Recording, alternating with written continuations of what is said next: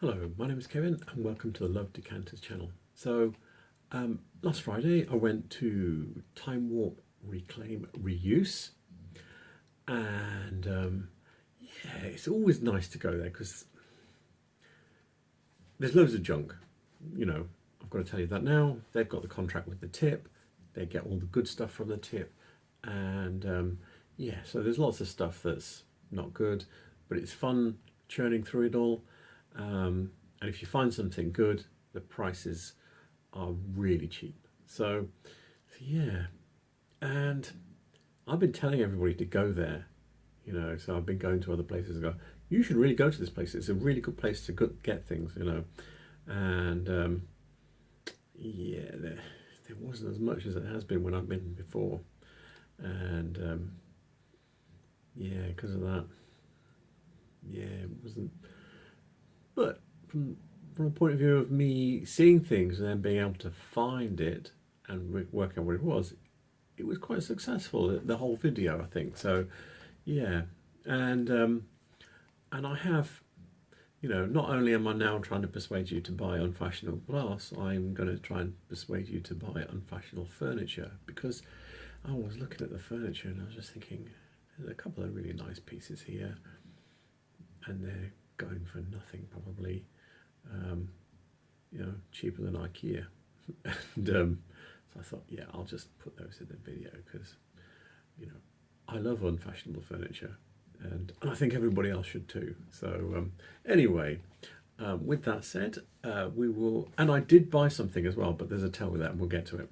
But with that said, I will get on with the video. Right, I'm back at the lovely Timewarp. Yeah, it's a really good place. I think I've bought more things from here than any of the other places I've visited now. And in theory, this place, you know, it's not an antique centre. It collects the excess from the local tip, but there's always something good here.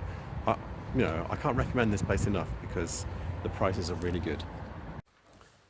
Just come in the entrance and just spotted this straight away. Piece of pressed glass. Yeah, I've seen this. This is in one of my catalogues, definitely. Definitely. I've never seen it in green though. Yeah. It's in clear.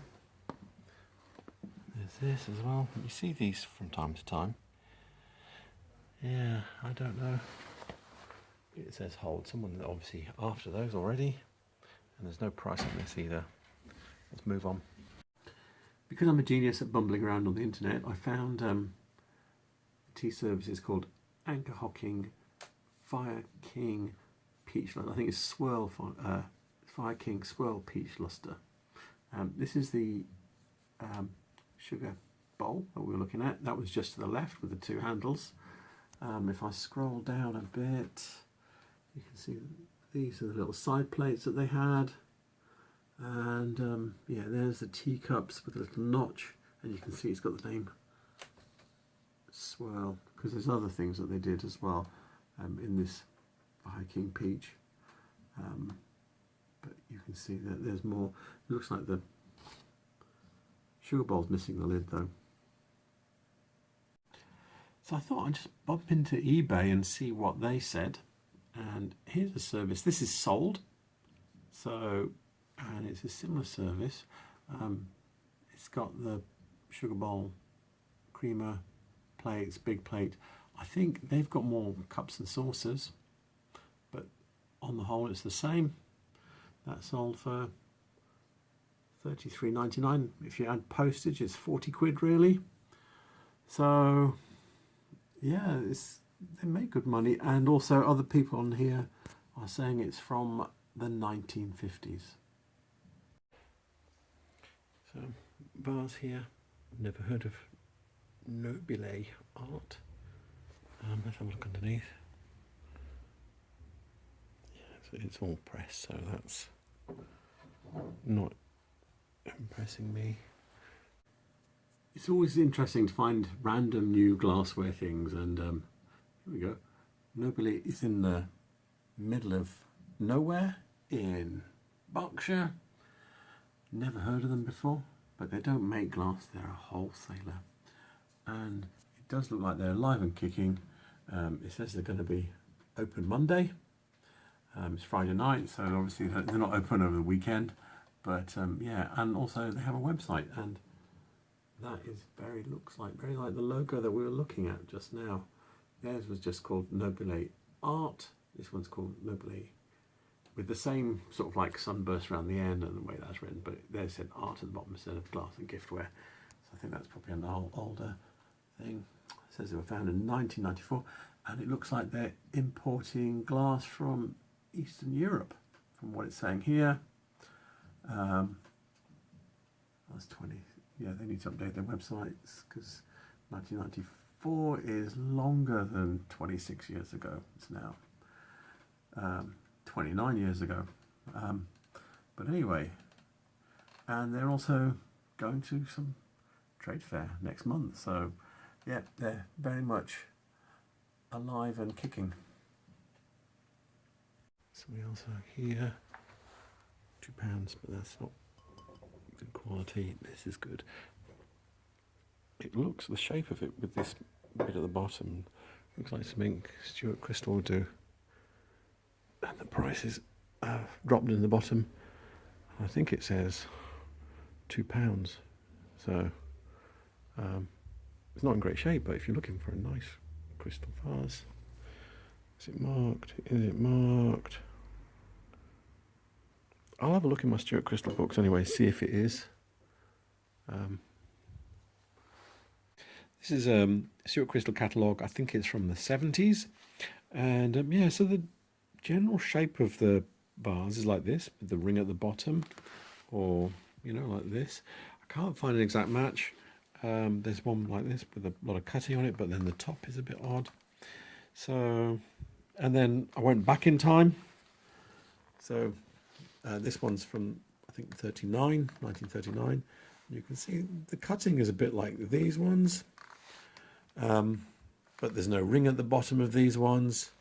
But they did do ones with rings at the bottom. There's one there that's very clearly a ring at the bottom. So it is shaped like them, but I can't find a match. I've looked in other catalogues as well, and yeah, still can't find a match. Oh, just pass this by. It's a fish. Is it marked? No, I don't recognise that at all. Yeah. It's like one of those deep sea ones with a transparent bodies, but you can see its guts. Yeah. Anyway. Big piece here. £4. So this looks very pre-war. It might be 1950s. But I'll see if I can find it in the books. It's quite big. You can see. Yeah, I've got my gloves on because it's actually quite cold in here. Back doors are always open because you can just walk in and out. There's more than one back door, I think. So after a bit of bumbling around on the internet, this appeared, and it says it's Jules Lang and Sons 1934. Now, I've never heard of these guys before, so I tried to look them up, and this is the greatglass.co.uk website, and it tells you Lang and Sons Jewels, Chelmsford, England, 1854 to the present. It says that they're now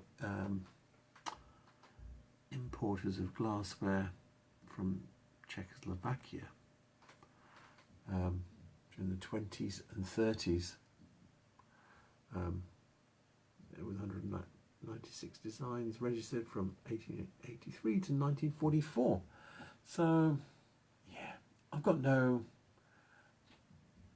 real evidence for that being who made that, but I've not seen it before. It's not common. It seems very probable that that's right, because the person that's put it on is very specific.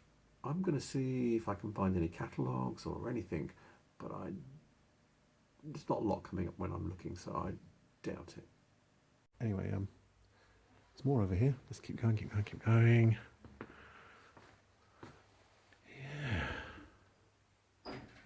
So these look like Davidson.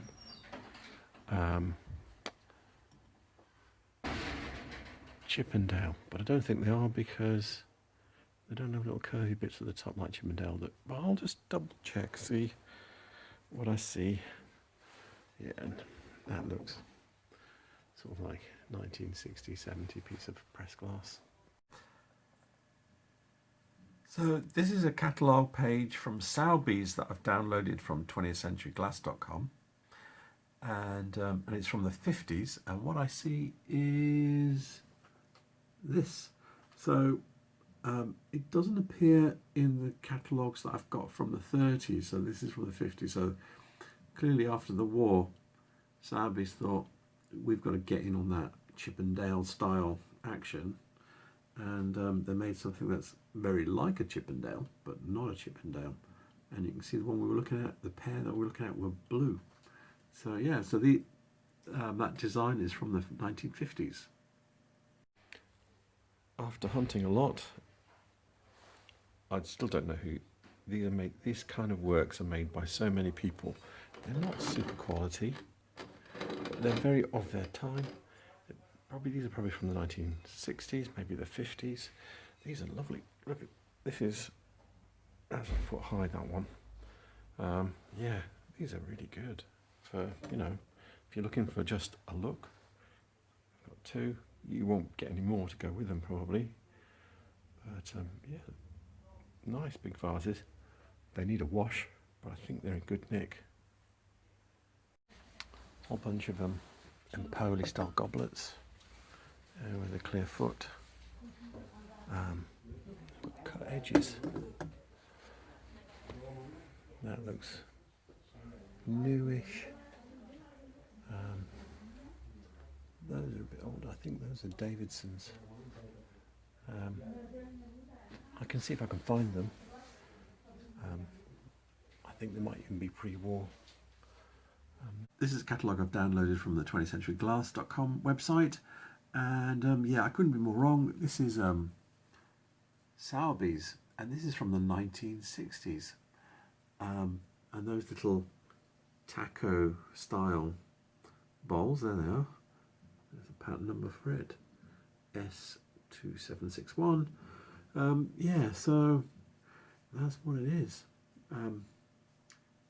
I've seen other things like this in different shapes as well, with dark colours, dark reds and things, made by Davidson, which is why I kind of immediately thought that's what it was. But yeah, once I started scouting about, this is what I found. There's some more bits over there.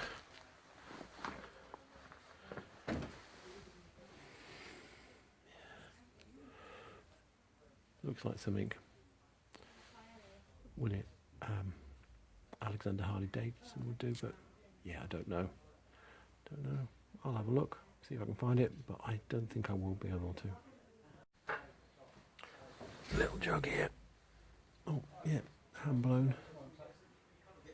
I know a few people did jugs like this. I think Dartington, Whitefriars. I don't know who would have done this one. I can see if there's anything that's like it. This book is Dartington Glass, The First 20 Years by Linda and Stuart Smithson. So, this is what was in my brain, and this is not it. You can see it's got the same kind of wasted effect, but it's not even a jug. It's a little tankard, so not that. So I just did a little Google for Whitefriars cream jug, and here is the jug on eBay. Here it is in amber on eBay. Here it is again on eBay. Here it is again, saying early 70s. However, I have been through the Whitefriars catalogue, and this jug is not there. And I've been through for, I think I did 1970, I think 71, 73 and 74 were the years I've got, and it's not there. And I actually went all the way back to 1949 anyway, and forward to 1980.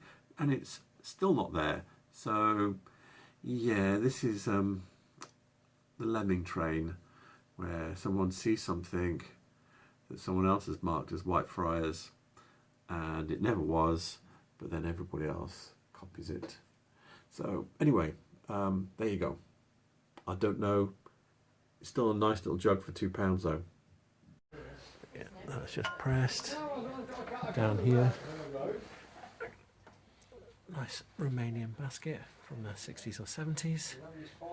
And yeah, that looks like a piece of Chinese art glass daisy bowl there. A couple of bits that I've seen the last 2 times I've been here. There's this Nelson type decanter in the back there. Yeah, it's sad that it's still here. It's a good decanter. And this little comport, that's by yeah, so I didn't date that. That'll be 1830s. The book I'm looking at here is 19th Century British Glass by Hugh Wakefield. And there's the decanter that we were looking at. So this is a advert for Apsley Pellets from 1838. And yeah, what's the number? 25. Strong quart Nelson shape decanters cut all over bowled flutes and a cut Bremen stopper, which is exactly, that one was as good as this one here, I think, because some of them are less cut with just grooves cut into them into the glass as opposed to being bowled flutes. So yeah, so that was a good one, and it's not. It was £9. Yeah. Anyway, there you go. That's what it is. And there's this little comport here by Molyneux Webb. I can't remember the date of that. I think that might be 1880s or something like that. But it's definitely, now that I've looked, it's got like a Greek key pattern. I've looked that up. Yeah, that's Molyneux Webb. So I've come out to this bit out the back to have a wade through in this corner here. And there's not, yeah, there's not really a lot. Sometimes I've seen things a bit more interesting. Got a raven-haired, I think that's called Whitefire. This fruit bowl, or I think it's actually for goes with little bowls for trifles, etc. Giant trifle bowl. Yeah, there's nothing else. Can't see. Just double check. No. I'm not seeing anything there. I didn't look under here either, did I? Nope. Yeah, this is what it's like here. Anything in there? No. Oh, hang on. So that's an older. That's a late Victorian little one. If you were looking for sherry glasses, want an odd one. That's quite nice. Yeah, not for me. Can't see anything in here. Nothing. Yeah, it's like this here. I think maybe I am the author of my own demise here, because I've been telling people to come here and look for stuff, and it feels like everybody's come here and looked for stuff, because normally you find a few little odd treasures. Interesting. Leans over. No.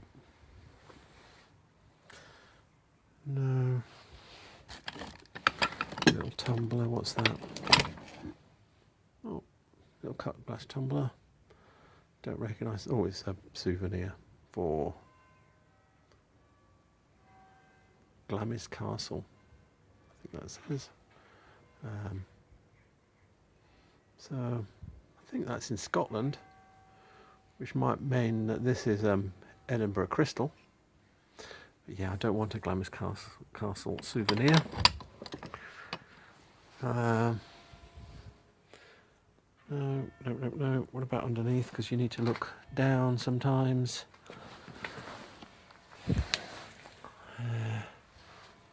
Okay.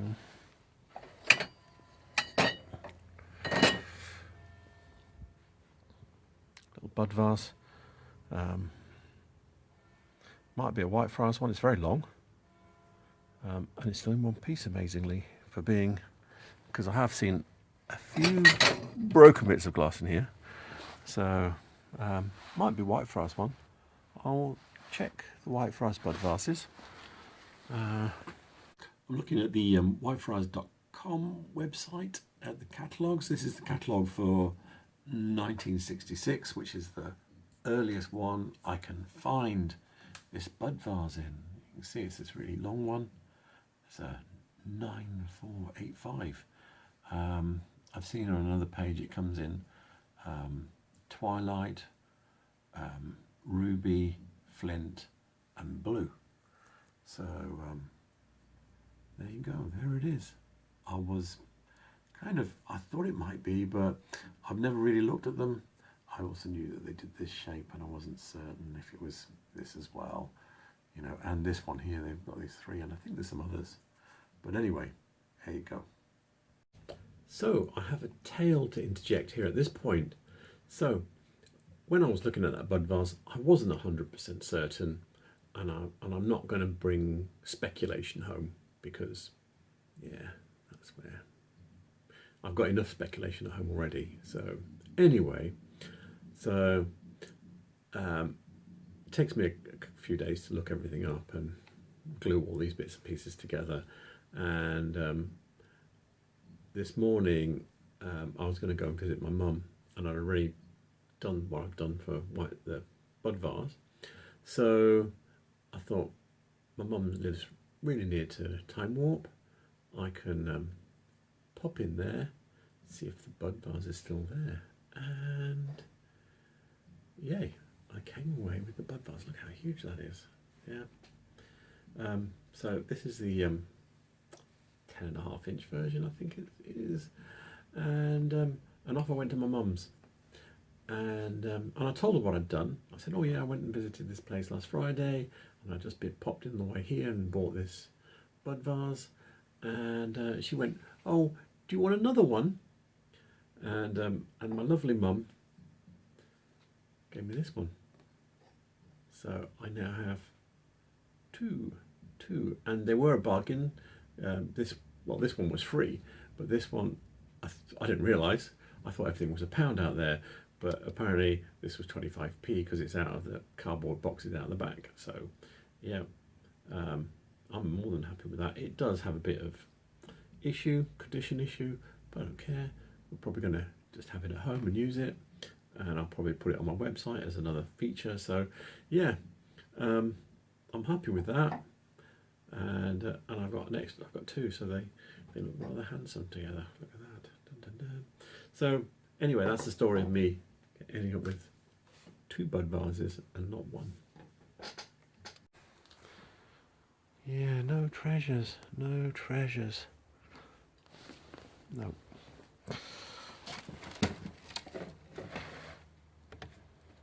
No. Trying them. Oh, yeah, this is Chance Brothers, I think. Nice to pick one up, but it's actually got parts missing because it should have like a stand. See the hole screwed through the middle and a little handle coming out the top. But yeah, parts missing. So it might be as early as the 50s, that piece. I will go back and check. This book is 20th Century British Glass by Charles Hadjimaj. And yeah, so this is Chance Brothers. This pattern is introduced in 79, but it's this white kind of background here. You see this one, and then what you've got down here, this is the plate shape that we were looking at with the holes drilled through it for the stands. You know, so you can pick it up. I don't know if there would be another one or if that would just be a single tier, but you get the idea. And you know, there's all sorts of various dates in here. This pattern here saying 81 to 2000. Yeah, it's difficult to pin them down unless you've got an exact catalogue pattern. But yeah, it's probably 60s, 70s, 80s, something like that. Anyway, there you go. That's what that was. And another little bud vase. Yeah, I don't know who this one's by. It's obviously some quality because they've put a little felt base on it to stop it from banging on the table. But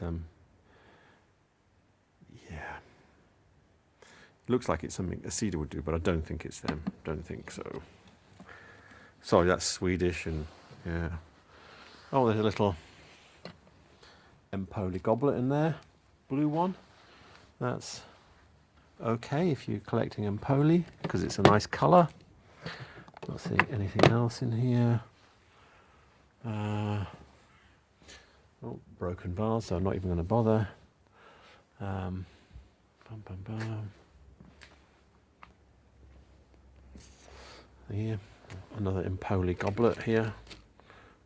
It's amber though, so not as exciting as the blue one, and it's the blue one's a nicer shape as well. Yeah, I think I'm done here. There's no thrills. Hang on.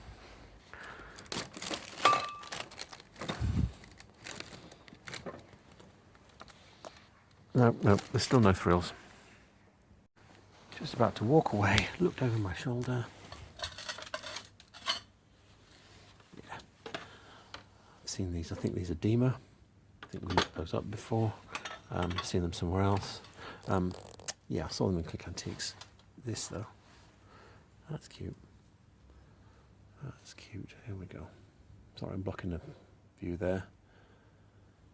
It's got pontil. Yeah, it's got polished pontil and everything. So Whitefriars did one, something like that. I don't think this is a Whitefriars one. Needs a wash. But it'd be £1. I might buy it just to buy something.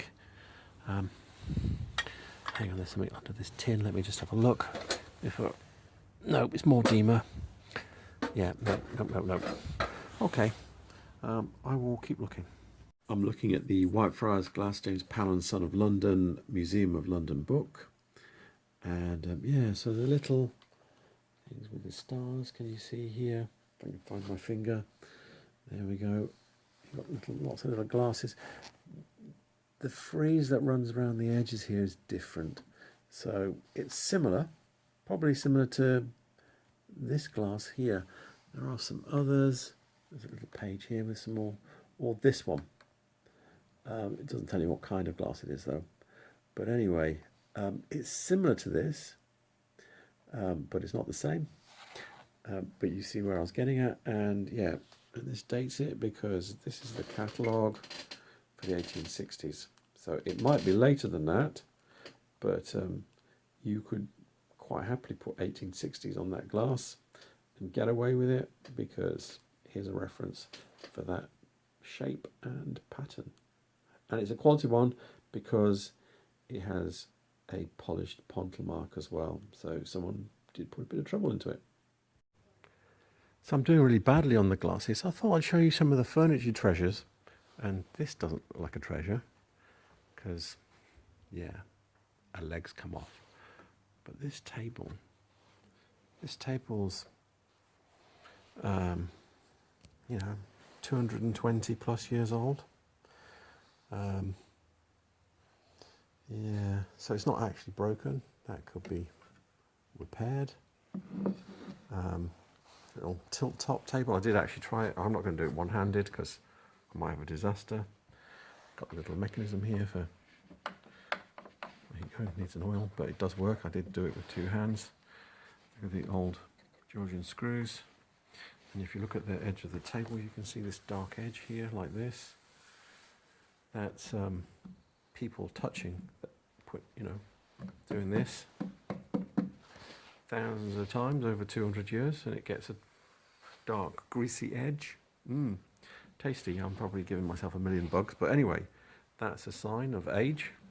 If you look at under a table and you see a edge like that, that's lots of fingers touching it, greasy fingers. So yeah, and it's solid mahogany. See, I think there's like 2 sheets here. There's from there to there, and then you can see there's a little join. there to there. So yeah, this is could be a good table. So the book I'm looking at is British Antique Furniture by John Andrews. And yeah, so this is virtually exactly the same table, as far as I can see it is, that we were looking at. This is obviously in better condition. Yeah, so there isn't a type known as the bird with a bird cage in it, but it didn't have that. So this is just a tilt top, which is what that was. And it says, perfectly plain standard tripod, shown here, stowaway position. No, it's a good quality mahogany grain, blah, blah, blah. No bird cage, which would help the price slightly. So he's saying $17.70 for that little table, okay? Yeah, that price, you know, nobody likes this furniture anymore. This book's from about 30 years ago, and that's what the prices were like then. This is so out of fashion. I don't know. I didn't go and ask how much that was, but it won't be very much. It'll be tens, if you know, if not only a tenner. I doubt it'll be more than a few tens. Nice little table, but a lot of, not masses of work. Needs a lot of polishing. Needs that leg gluing back on. But the leg isn't actually broken. It's not snapped off. It's just come undone. You know, 250-year-old glue is dried out. In essence. Also, just over here, nice little desk. This will probably be late 1800s. So marking the drawers, just double check. Yeah, sometimes you get a name marked in the top here, but no. But look, solid mahogany interior. So this is a quality item. It's got all the little casters on it. So yeah, nice little turntable. So if you wanted a little desk with some drawers, there you go, all sorted. Size mahogany. Looks like the whole chassis is mahogany as well. And there's no price on this, but when I asked about that, do you remember the table I bought from the 1760s, the big dining table? That was 40 quid. So yeah, things in here are not expensive. So in form, the desk we were looking at is essentially this form of desk. And they're saying 1910 to 1910, but actual fact, there isn't an exact match for it in this book. It's this form, I think came down to the ground, it had a back and a side, so not as lightweight as this one, but it's got this style with the drawers were like this more. This is an oak one. This is a better one for dating it. So 1875. And again, yeah, it's a mahogany desk, but it's this aesthetic style with the tram lines on it, which is a bit earlier. So yeah, again, it's not, because it's mahogany, it's not very fashionable. And yeah, that price is too high. But the fact that it still had its original casters, little china casters under the feet, says some, you know, it's a quality desk with a mahogany carcass as well as still having the little china feet. So it's a good desk. But yeah, I don't know where the price is. Again, this book is 30 years old. These prices are way off. And I don't mean as in too high. I mean too low. They're too high because this mahogany furniture is just so out of fashion. So from way back there, I spotted this, broken table there to here. I spotted this, it's probably William IV, early Victorian, a little sideboard, little pilasters on the side, arched sides. It's difficult to tell really, it's buried back in here. But yeah, so, you know, this is like 170, 80 years old, something like that. Just, it's dark, it's in the junk shop. I should say it's in the junk shop, having been brought back from the tip. So yeah, I mean, this was close to being matchwood. So these people are doing a real service, saving old pieces of furniture like this.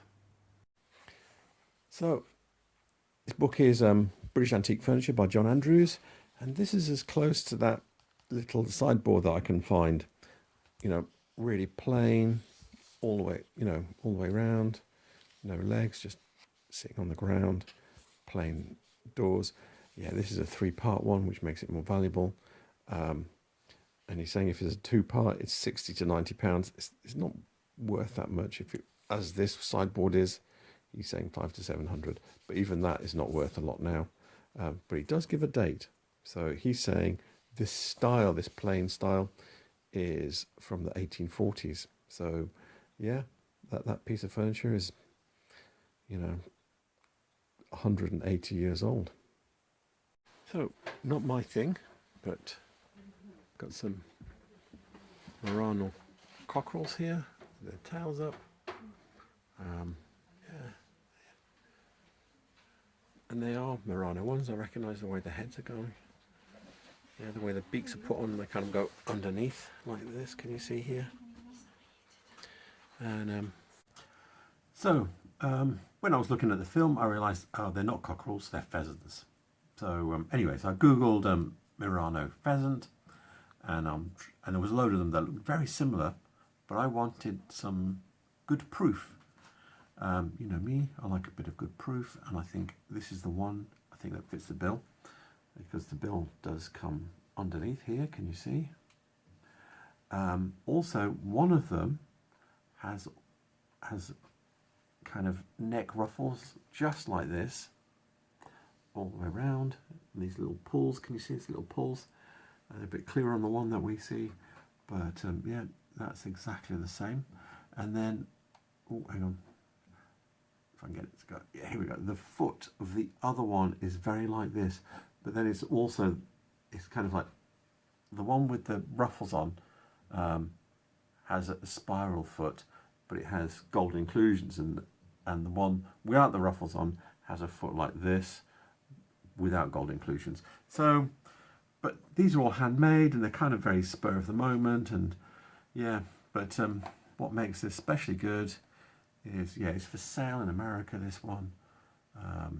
Sold for $100, this one. 2 years ago, 2.5 years ago. Anyway, yeah, where's it gone? There we go. Genuine Venetian glass, handmade, made in Italy, made in Murano, Italy. So, to me, unless they're totally faking, but there are a lot of these on. When I Google image them, there's loads of them, and there were a few with labels on. And I picked this as the nicest one because it had features of both of them. So yeah, and unless the labels are total fake, and this is a total fake, I reckon that's good that these are Murano pheasants. And yeah, and I think they were £12 and £8 or something, or £12 each. That looks like a very good price, because sold for $100, not on sale for $100. So there we go. This is nice as well. This might be Murano. It's very nice. Yeah, I'd be open to views on that one. So, did a bit of searching for that fish. This is the closest one I can see to it, okay? And it says it's got a sticker and it's saying Murano. It looks, the way the fish sits, it's in clear, it has the same sort of sketchy outline design kind of look to it, and then with this coloured blob in the middle. So it doesn't have to look exactly the same, it just looks like, does this look like it's by the same hand? Yeah, this one looks like it is. It has the same look to it. All it needed was for that blob to be the same colour as the other one. However, yeah, it's on eBay. It was on eBay 2 years ago. That is the only picture I'm going to get, so I can't actually see the sticker. So there's a strong chance it's Murano, but without actually seeing the sticker and going, yeah, it looks good. Or it might say something vague that's not really Murano. So yeah, good chance that fish is Murano too. They've always got Romanian fish here. These are from the 60s and 70s. Yeah, they must be selling them because these ones don't look the same as before. This one is very, yeah, it's more expensive. Look at the size of that monster. He's huge. I mean, he's good 18 inches long, maybe longer. And look at the, I mean, I definitely don't recognise them. Look at those funny little fins coming out the side there. Not very aerodynamic, but yeah, they're good, and they must be selling. They must be selling because they're different from the ones that were here before. So here we go. This is the 20th Century Glass website. I'm going to show you the fish again and give you a better look at what he says. Made in Romania, and they're from the 1970s. His one's huge. He says it's 22 inches long. That's huge. Yeah, it says beautiful, it's huge. But this is the important bit. Made in Romania. Okay, so you'll see a lot of people label these as Murano.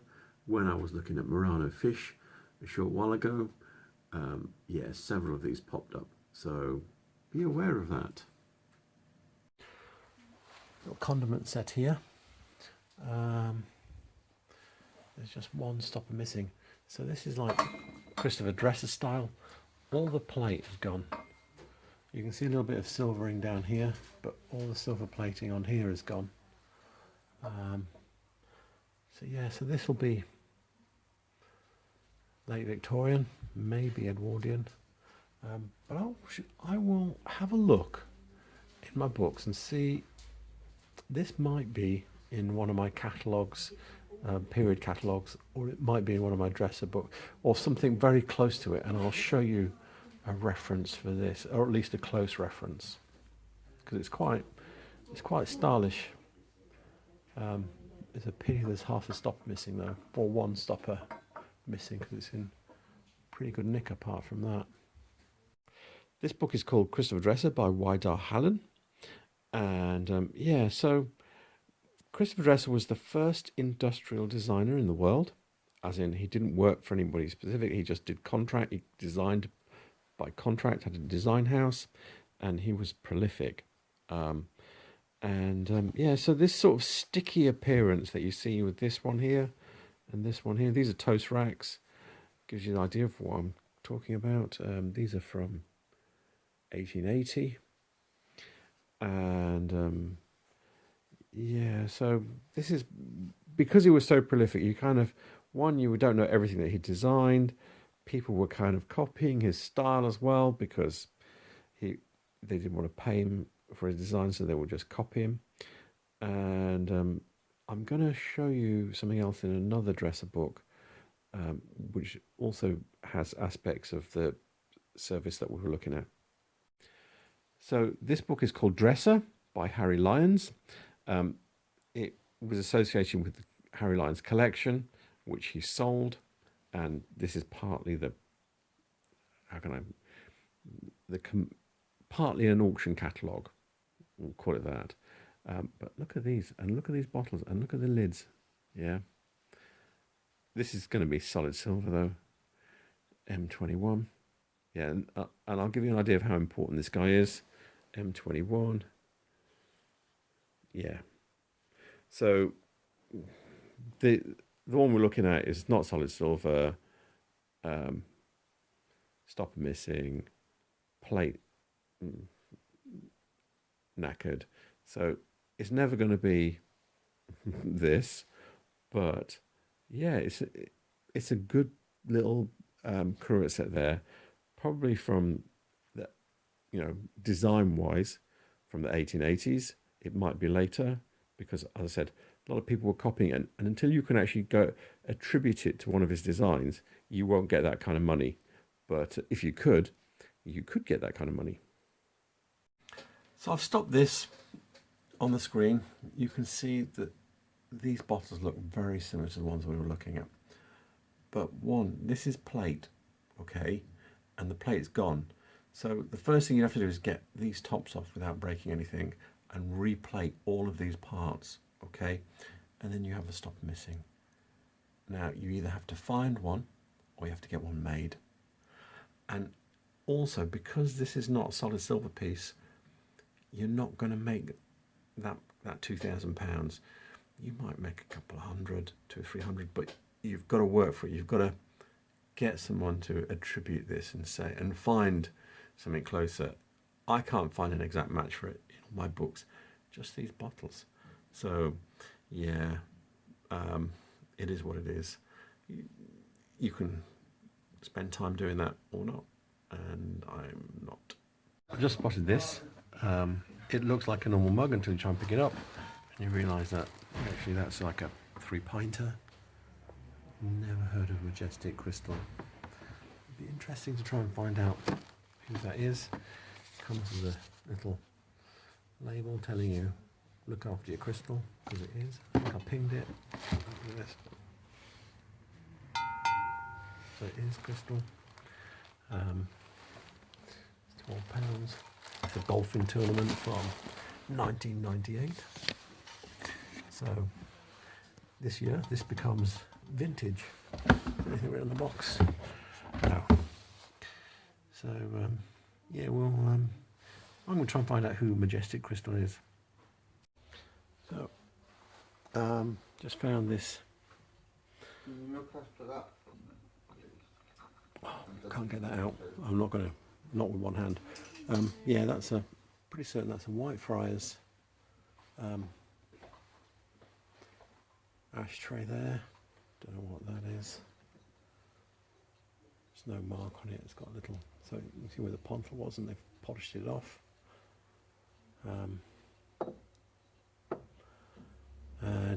Yeah, Romanian. Let me have a pick this up. It says Murano, but it's not Romano. Yeah, it's got, never picked one up and a look underneath, but it's got a broken pontle mark underneath. Yeah, these are Romanian, these little baskets. But they're from the 60s and 70s, so proper vintage. Oh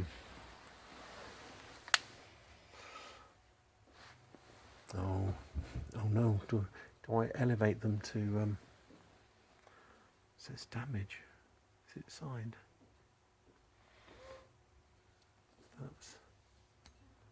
That's not damage, that's a bubble on the surface. That's a manufacturing error. Yeah, so this is a Medina Seahorse for £2.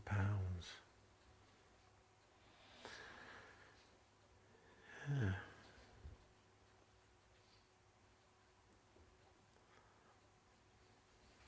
So does that make them a? What else is it? Oh yeah, and there's it's got some soap in it. The Davidson's Chippendale trophy vase. And if you remember, I was telling you, look, 2 vases we were looking at earlier. I didn't think they were Chippendale because they went straight across, and this one goes like this. See, this is what Chippendale does. In fact, I might cut and go show you that now. See what I mean? Completely flat along the top there. The Chippendale one has a curve. So, like Chippendale, but I don't think it is. I can't get to it because it's buried in here between the furniture. There's a little. So they're either dessert dishes, or also because the feet are turned out, some people call them grapefruit dishes because the little turned up feet are for putting the pips in. So yeah, you'd serve half a grapefruit in there with some sugar on top. So some people have told me that I'm wrong about this story of that the ones with the turned up bases are grapefruit dishes. So I'd like to hit that nail on the head. So this is the Whitefriars 1970 catalogue, and this is a Sunday dish. This is a Sunday dish. This is a Sunday dish. And this is a grapefruit dish. Can you see the foot bending up? Yep. So that's for putting your pips in. And then let me show you another catalogue. So this is Stuart Crystal, sweet dishes and grapefruits. So Sunday dishes, if you want to call it that, or desserts. But yeah, these are bigger bowl, like big bold glasses, putting your bits of trifle in or something like that. And then these are the grapefruits with the bases turned up for putting your pips in. And yeah, if you're ever doing a fancy meal and you've got some of these and you want to do a quick and easy starter or a pudding, and you want to be really cheap, you can chop a grapefruit in half, shove it in there, and sprinkle some sugar on top, and you're done. Really easy. I don't know if it works or not. Oh, it says fully working, 75 pounds. Look how cool this is. So retro and such good condition. Yeah, I like it. I'm not buying it. I'm not buying it, but it's really nice. So funky. Yeah, and that would have come back from the tip. Imagine. Someone's going to have that in their house. So, there's my tale of my trip to Timewarp. And yeah, Timewarp is doing good things, saving really unfashionable bits of furniture from the tip that would just be straight into the wood pile and be crushed up. And I know those things don't always sell quick because they're not fashionable, but they're such good things, and someone will buy it and put it back into use, I hope. But yeah, so with that said, I hope you really enjoyed this video. I will put all the contact details for Timewarp in the description below, and all my references for the websites and books in the description below as well. And please remember to like and subscribe because it helps my channel, helps get it pushed out to more people, and we'll convert more people to the cause. And yeah, so thank you very much for watching this, and good night. Bye.